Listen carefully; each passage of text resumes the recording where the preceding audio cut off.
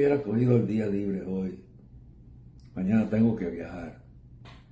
A las 3 de la mañana de hoy comenzó una lucha que duró hasta las 11 de la mañana del día de hoy.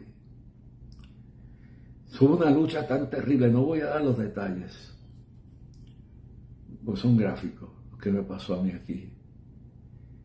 A las 3 de la mañana bajaron las huestes más terribles del enemigo sobre mi cuerpo y sobre mi vida. Empecé a orar, y a orar, y a orar, y a orar, y a orar, y a orar. Un momento pensé que tenía que ir al hospital. En un momento pensé que hoy tendría que posiblemente cancelar el viaje que tengo para mañana. Todavía estoy orando. Y desde las 3 de la mañana yo no dormí más. Sentí todas las fuerzas del diablo descender sobre mi cuerpo, como lo que descendió en el huerto de Getsemaní, aquella presión que sudaba como gotas de sangre. Y hubo un momento que vi de mi cuerpo salir sangre. Yo lloraba. Decía, Dios mío, ¿qué está pasando? ¿Qué está pasando, Señor? ¿Qué está ocurriendo?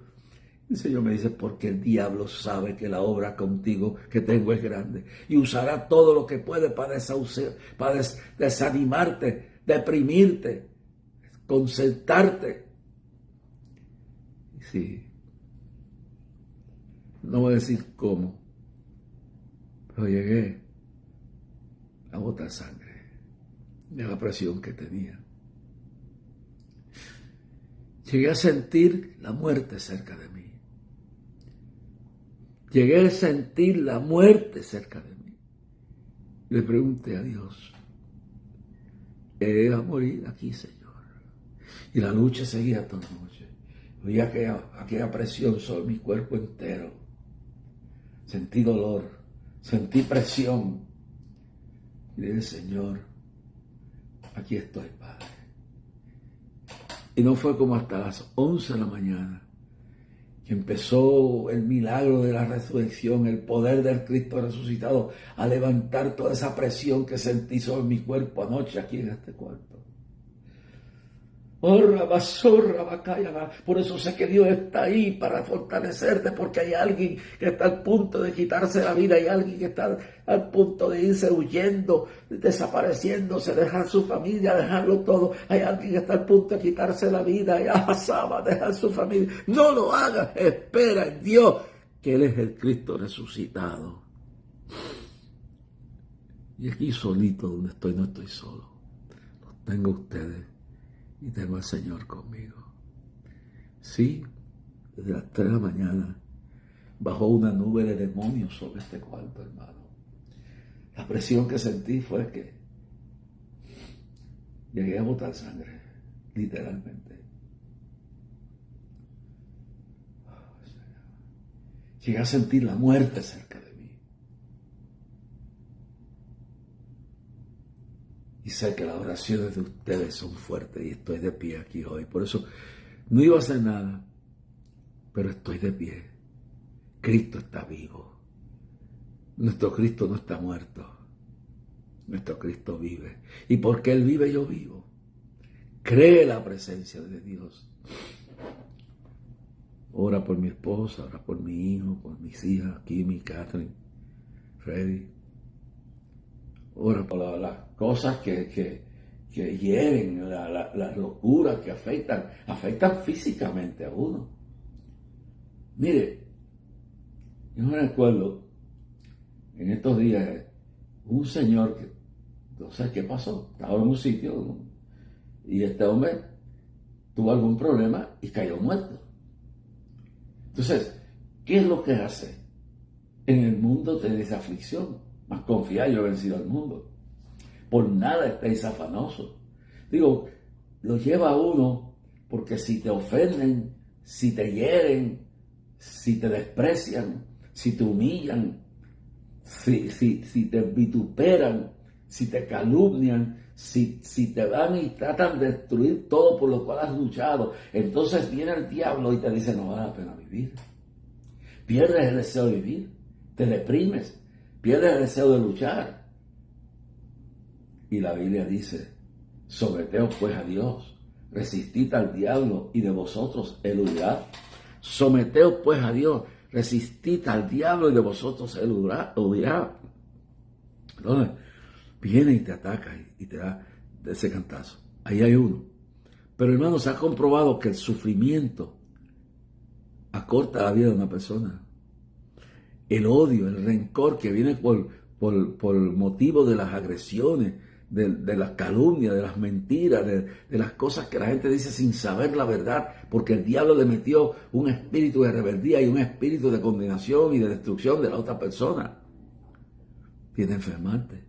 Las enfermedades del corazón, las enfermedades de los nervios, las enfermedades del cuerpo en sí, el alma, son productos de esos ataques espirituales que vienen y que uno no discierne, entonces provocan a uno.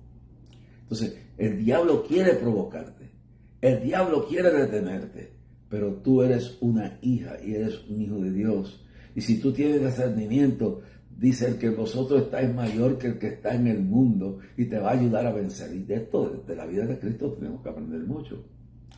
Entonces, luego de esto, vemos que Jesús llega a Jerusalén. Y cuando llega a Jerusalén, se recordarán ustedes que al llegar a Jerusalén, Jesús, note bien claro esto, Jesús al llegar a Jerusalén busca el huerto de Getsemaní. Y en el huerto de Getsemaní, Jesús intenta buscar la presencia de Dios. Y pues no quiere estar solo, porque hay momentos donde uno no quiere estar solo. Hay momentos que uno necesita el apoyo de alguien. Por eso Dios instituye el matrimonio. Dios, no es bueno que el hombre esté solo y no es bueno que la mujer esté sola. Se supone que esa es la institución de la familia. Que los esposos apoyen a su esposa, que las esposas la apoyen a su esposo y le den ánimo, que los hijos sean protegidos por los padres, que los padres y que los hijos luego en el momento de la ansiedad, de la ancianidad o en el momento que sea, sean los que le ayuden a los padres en el momento que ya no tengan recursos o ya no tengan recursos físicos ni emocionales ni espirituales. Y eso es, por eso es que el diablo quiere destruir la institución de la familia. Ese es uno de los objetivos, porque es la base esencial de toda la sociedad. Bueno, entonces Jesús, hay momentos, notamos después que él predica y le predica en el monte en el monte de las bienaventuranzas y en el momento que sube ya que al monte frente a Capernaum y le predica a la gente y luego tienen hambre y multiplica los panes y los peces y le da a miles de comer. Entonces él manda a sus discípulos a cruzar el mar de Galilea, pero él se va solo aparte porque necesitaba un tiempo solo aparte. Es lo que yo he hecho en estos días. Yo me vine muchos días antes del compromiso que tenía en Arraiján con mi hermano Bailey y su iglesia. Me encerré en este hotel. Me encerré aquí a hablar con Dios. A que Dios me quebrantara. A que Dios me mostrara qué es lo que quiere con mi vida. Y cuando llega un momento de las luchas ministeriales, todo lo que viene, la lucha espiritual, tú dices, ya, como dijo Josafat, cuando 250,000 de moabitas, amorreos y todo rodearon y se asentaron en el valle de Sajón, Angadi, y vino el mensajero y le dijo, mira, han venido contra ti todos tus enemigos, 250,000, alegan algunos historiadores, 250,000 de personas, y el reinado de Josafat era un reinado pequeño, no eran las 10 tribus de Samaria que se habían dividido. Entonces sintió miedo, sintió pavor, no sabía qué hacer, se turbó. Pero la Biblia dice que llegó un momento que Josafat dijo, Señor, mira, no tengo tal fuerza contra tan grande multitud, Pero no solamente que no tenía fuerza, dijo, no sabemos qué hacer. Así que son dos elementos. Ni tengo la capacidad física, ni emocional, no tengo la fuerza espiritual, no tengo la fuerza para enfrentar este problema, esta amenaza, este ataque. Pero entonces dice, tampoco sé qué hacer. No tengo la capacidad intelectual.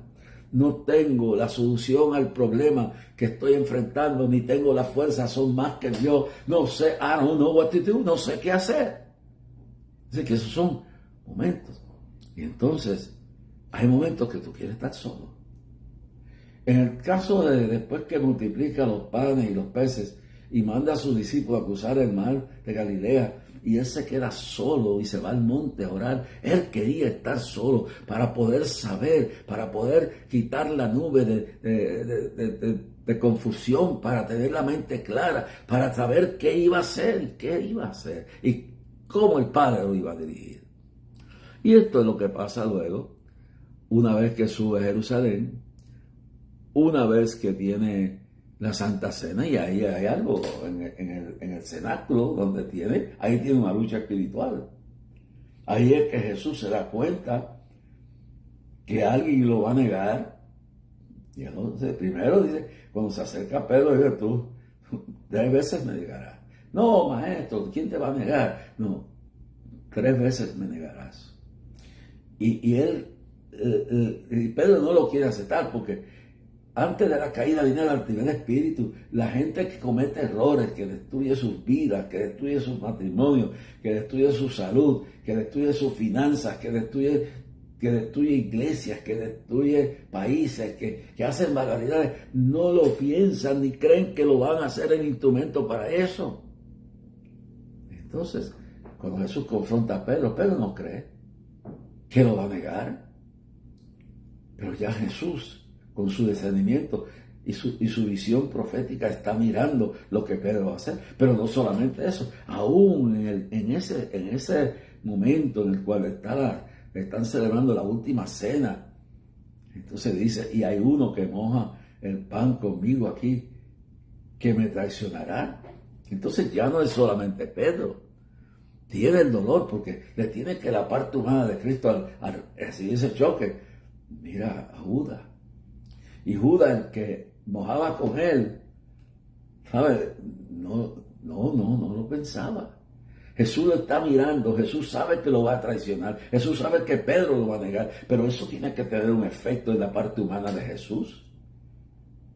En la parte espiritual está sobreponiéndose, pero en la parte física, saber que está mirando al hombre que lo va a negar 3 veces, y está mirando al hombre que lo va a traicionar y que lo va a vender por 30 monedas de plata, pero la persona, los dos, ninguno de todos los dos quiso aceptar la realidad. Como que, no, eso no es conmigo. Pero la Biblia dice que habiendo dicho lo que dijo de Judas, detrás del bocado entró Satanás. Es decir que Judas traía un plan. Me da dolor escuchar a algunos predicadores justificando a Judas, eso es lo último. No dudo que alguno traiga un mensaje justificando al diablo y como una vez que un predicador de la República Dominicana empezó una campaña de ayuno porque decía que el diablo tenía salvación. El diablo no tiene salvación. Entonces, un hombre que después que lo traiciona, no era a los que le vendieron el dinero, cree que devolviendo el dinero se va a salvar. Y después que alguien se atreve a decir que el tipo se fue salvo, cuando fue se suicidó. Dicen que los suicidas no entrarán al reino de los cielos. Fue y se quitó la vida sabiendo lo que había hecho. Y fue a buscar redención a quien lo había comprado, pero no fue a Jesús a pedir perdón. Nunca fue donde él. Luego, pensando el diablo en la mente que no tenía salvación y nada, fue paquete. Si hubiera ido donde Cristo, Cristo lo perdona. Pero Judas no fue donde Cristo, fue donde Caifás. Eso hay que cuidar a donde aquí uno va a poder a buscar conocimiento, a donde uno va a buscar ayuda, a donde uno va a buscar iluminación. Y lo grande es que él no era arrepentido. La palabra arrepentimiento puede ser aplicada en un término que significa remordimiento. Arrepentimiento en su sentido más bíblico y más profundo, espiritual, es positivo. Pero el arrepentimiento tiene el remordimiento sin un arrepentimiento. Es una etapa que viene y la persona siente que metió la pata, cometí el error, no debía haber hecho, me voy a matar, me voy a ir al mundo, voy a hacer esto, voy a destruir el lugar, me voy a desaparecer de la tierra. No, eso es remordimiento. Pero el arrepentimiento, tú reconoces tu pecado, vas donde tienes que ir a pedir perdón, no a Caifás, a Jesús, pero no fue Jesús. Y en vez de irse a quitar la vida, tenía que ir a buscar a los apóstoles, buscar a ellos y decirle, ayúdenme a restaurarme. Pero se fue derechito al infierno, hermano. Entonces está eso de la provocación. Cuando el enemigo intenta provocar a uno. Y por eso hay que tener discernimiento y tener discernimiento claro y definitivo en todo esto, mis amados hermanos. Mirar bien. Amados, no creáis todo espíritu, sino probar los espíritus son de Dios o no. Pero Jesús, después de esa santa cena, su corazón tenía que estar herido, sufrido. Y de ahí entonces, después de esa santa convocación, que han comido juntos, que han lavado los pies a los apóstoles, entonces dice bien claro, y dice aquí en el libro de San Lucas, capítulo 22, y dice en el verso 39, San Lucas 22, 39, y saliendo se fue como solía al monte de los olivos, y sus discípulos también le siguieron. Y cuando llegó a aquel lugar, sé que en el término, él sale, escuché bien, llegó a aquel lugar, les dijo, orad, sí. Y saliendo se fue como solía al monte de los olivos, y sus discípulos también le siguieron. Verso 40. Y cuando llegó a aquel lugar, les dijo, orad que no entráis en tentación. La oración es importante, hermano. La oración es importante en tiempos difíciles, en tiempos tranquilos, donde quiera. La oración es la llave de la victoria. Y orad que no entráis en tentación. Verso 41 dice, y él se apartó de ellos a distancia como de un tiro de piedra y puesto de rodillas oró. Escuche bien claro. ¿Y sabe dónde se fue, verdad? Se fue al huerto de Getsemaní. Se fue al huerto de Getsemaní. La Biblia lo relata, este evento lo relata en Mateo 26. Vamos a buscar Mateo 26, vamos a ver cómo y Marcos 14, 32 al 42. Vamos a ver cómo Marcos lo relata, Marcos 14, 32 a 42. Vamos a leerlo. Vamos a buscarlo por aquí.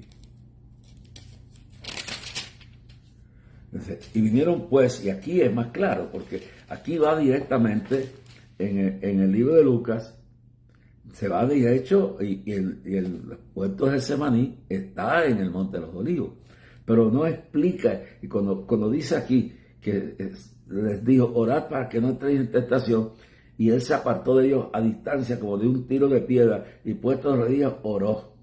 Entonces, ahí vemos algo. Pero aquí en el libro de Marcos, en el capítulo 14, verso 32 en adelante, habla un poquito más claro de esto y dice, y vinieron pues a un lugar que se llama Getsemaní, y dijo a sus discípulos, sentaos aquí entre tanto que yo oro. Verso 33, y tomó consigo a Pedro y a Jacobo y a Juan, y comenzó a entristecerse y a angustiarse. Y sí, él sabía lo que es, cuando uno tiene un problema y uno tiene que enfrentar una decisión y uno tiene que enfrentar un caos, una traición o una guerra o gente que se levanta contra uno y uno tiene que enfrentarlo. Lo común es tratar de huir, pero mire lo que dice. Sentaos aquí entre tanto que yo oro. Y luego en el verso 34 dice, y dice en el verso 30, y como tomó consigo a Pedro y a Jacobo y a Juan, y comenzó a entristecerse y a angustiarse. Y comenzó a entristecerse y a angustiarse. Y le dijo, mi alma está muy triste hasta la muerte. Quedaos aquí y velad. En otras palabras, se entristeció. Dice que se entristeció, dice bien claro, y se angustió. Es decir que, como humano, esa parte de la divinidad está ahí, pero en Jesús estaba también la parte humana, la naturaleza humana. Y como humanos, por más santos que seamos, por más que ayunemos, por más que oremos, por más que llevemos en el Evangelio, hay momentos, hay ocasiones, hay situaciones, hay dardos de fuego del maligno que nos crean una situación donde nos entristecemos, porque son cosas que uno no espera. Y él está sintiendo, y aquí hay una de las cosas que quiero revelar. Él está viendo la traición de Pedro, él está viendo la negación de Pedro, él está viendo la traición de Judas, allí mismo. Él está sintiendo lo que toda la oposición del diablo, el de infierno entero, está revuelto para destruirlo, para que él no llegue al Calvario. Ya hubo el mismo intento del apóstol Pedro allá abajo, y ahora viene toda esta lucha, y es la parte humana de Jesús se entristece. Yo me entristezco muchas veces. No soy perfecto, soy humano. Y si Cristo se entristeció, escúchelo bien, si Cristo se entristeció, se puso triste, se entristeció en el huerto de Getsemaní ante la traición de Judas, ante la negación de Pedro, ante la carga de todos los demonios que estaban allí tratando de impedir que él llegara, y ante la lucha de demonios y espíritus inmundos ahí luchando, porque desde que tú te conviertes el diablo va a hacer todo hasta el día que me lo recuerdo que me lo dijo una persona, un hombre de Dios, me dijo, hasta el día que te mueras, hasta que estés en la cama en el lecho de muerte, tú vas a sentir la fuerza del mal tratando de destruirte, tratando de que tú niegues tu fe, de arrancar tu alma, porque de qué le aprovechara el hombre si ganara a todo el mundo, pero al fin perdió su alma. Dice, el que perseverará hasta el fin, este retendrá su salvación. La salvación es nuestra, pero el diablo hasta la hora que nos llegue de la muerte va a estar ahí, dándole, a ver si te distrae, a ver si te puede arrancar todo, porque lo más precioso que tú y yo tenemos es nuestra salvación. Y luego, además de entristecerse, se angustió.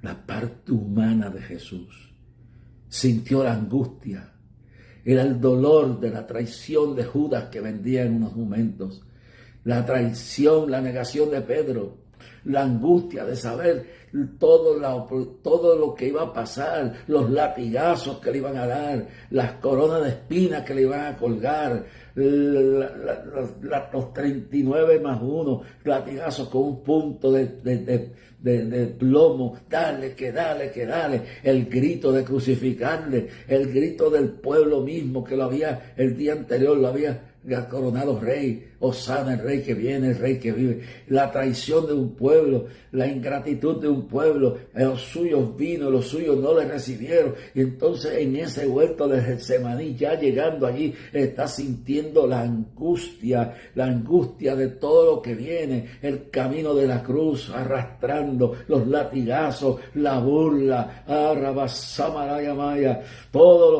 la traición. Oh, gloria a Dios. ¿A quién le estará hablando Dios en el día de hoy?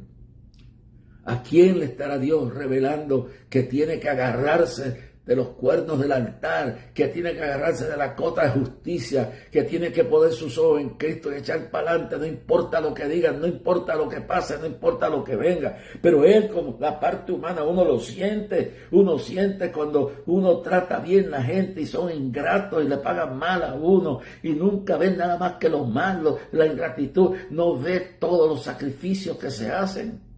¿Cuánto sufre un pastor y su familia cuando están luchando por mantener la grey, ni que uno se pierda, que cada oveja sea protegida. Y echando la obra y ve que la gente y se ayuda a este y se ayuda a aquel y se ayuda a aquel y no ven nada más que lo malo, no cuentan las bendiciones, no cuentan las bendiciones. Y eso fue lo que Josafat trató de hacer cuando vio todo el peligro, empezó a contar las cosas que Dios había hecho. Hay momentos que usted que está enojado, que está rebelde, que está en esa condición, uno que está deprimido, empieza a contar los milagros que Dios ha hecho, las cosas buenas que Dios te ha dado, la consolación, los besos. Y mire, cuando tengas problemas con una persona, no mire solamente el dardo de fuego del maligno. Si la relación con esa persona ha sido buena, mira todo lo bueno, ese pastor, esa pastora, ese esposo, esa esposa, esos hijos, mira todo lo bueno, cuenta las bendiciones. Una de las condiciones del último tiempo que Pablo dice en 2 de Timoteo 3:1, que vendrán tiempos peligrosos, pero por las características de los seres humanos en ese tiempo. Pero cuando él dice eso, lo está diciendo porque una de las condiciones de la depravación del ser humano no solamente va a ser las cosas horribles que estamos pasando, no es la contranaturaleza, no es la blasfemia, eso es parte, pero no es lo único. La ingratitud, hijo desobediente a los padres, la ingratitud, todo eso, dejando lo natural por lo desnatural, lo inmoral.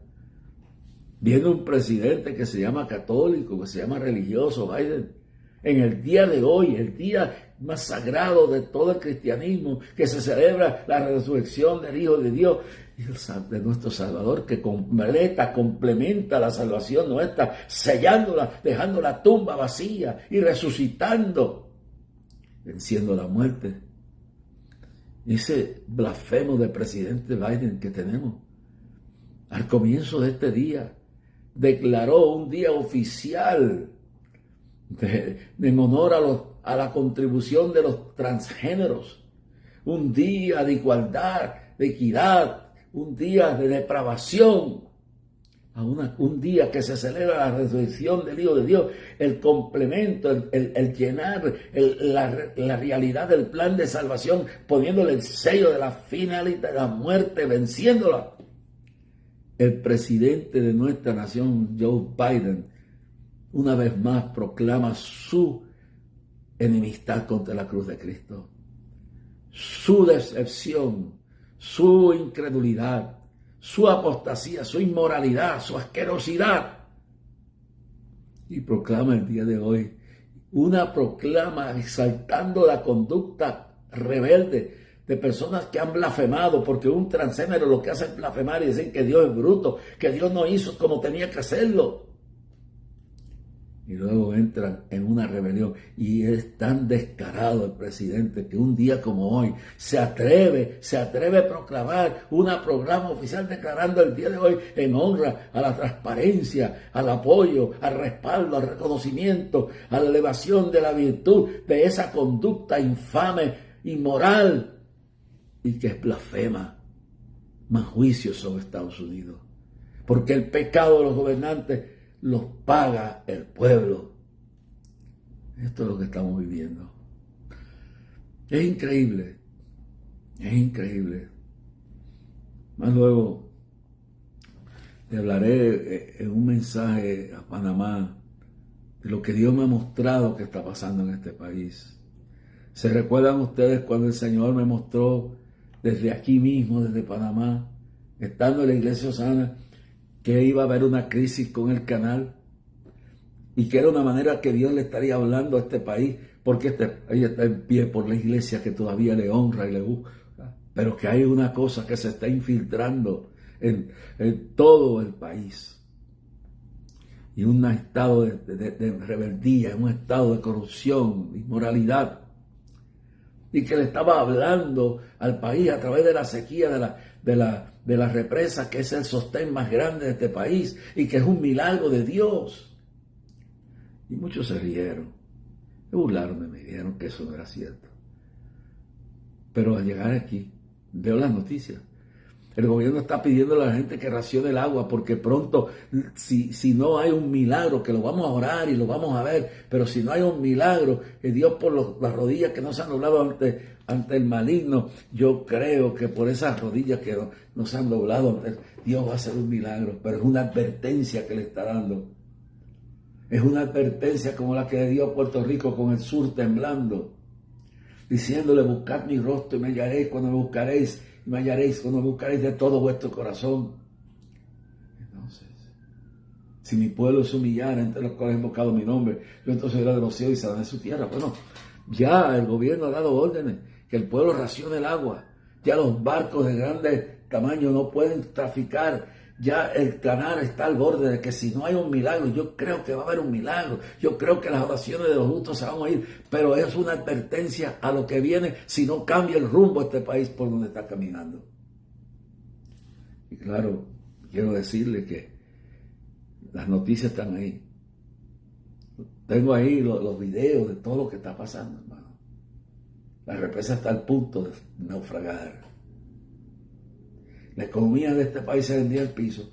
Yo tengo fe que las oraciones de tanta gente buena, de las rodillas que nos han doblado ante Baal, van a ser oídas.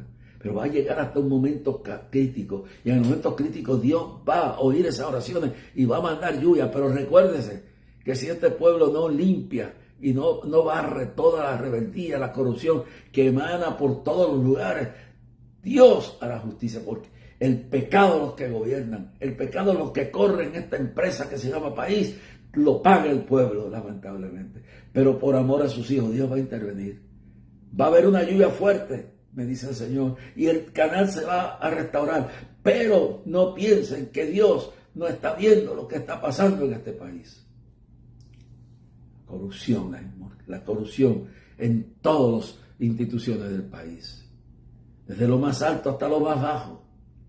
Y se ha infiltrado hasta en algunos sectores de la religión y de la fe. Y las instituciones, no todas. Pero por esa inmensa cantidad de pueblo que todavía honra a Dios de todo su corazón, Dios va a mandar una lluvia y le va a decir: con esta lluvia le estoy dando una advertencia. Pero la corrupción en este país es tan terrible que mancha y salpica toda. Hasta como en el tiempo de Cristo, cuando Judas fue y se reunió con la máxima a máxima autoridad, Caifás, y compraron por 30 monedas la forma, el testimonio mentiroso para matar a Cristo. Eso quiere decir, gracias a Dios, que todavía quedan miles de rodillas, miles y miles de cristianos en este país, y pastores y pastoras que siguen la senda antigua, que nos han contaminado con la contaminación del demonio de la corrupción y vendiendo su alma al diablo por beneficios políticos y económicos.